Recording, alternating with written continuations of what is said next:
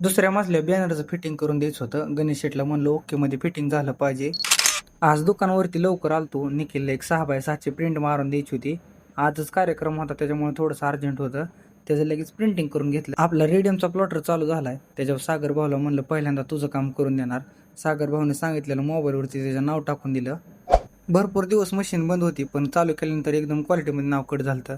त्यानंतर गर्जना प्रतिष्ठानचं एक नाव कट करून द्यायचं होतं आपल्याला.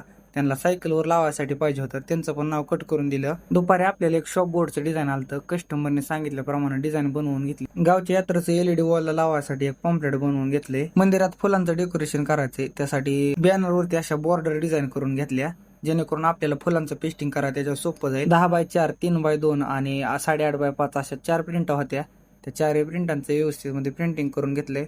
2x वरती प्रिंटिंग केलं तर नुसती बॉर्डर्स प्रिंट करायची होती आणि रेग्युलर 200 GSMचा पेपर वापरलाय.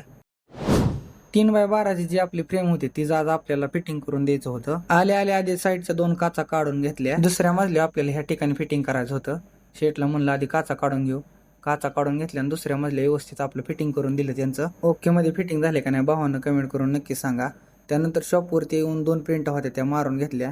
ऑड साईज होत्या त्याच्यामुळे 10 फुटाच्या रोलवर बसवल्या होत्या. ही डिझाईन आपल्याला बाहेर आली त्या आपण काय बनवलेल्या नाही त्या. त्यानंतर आपण जी दुपारी डिझाईन बनवली होती ती आपल्याला प्रिंट करायची होती. 10 फुटाचा ब्लॅक बॅगचा स्टारचा रोल लावून त्याचं प्रिंटिंग करून घेतलं. त्यानंतर एक सोशल मीडियाची डिझाईन केली आणि कामाचा शेवट केला.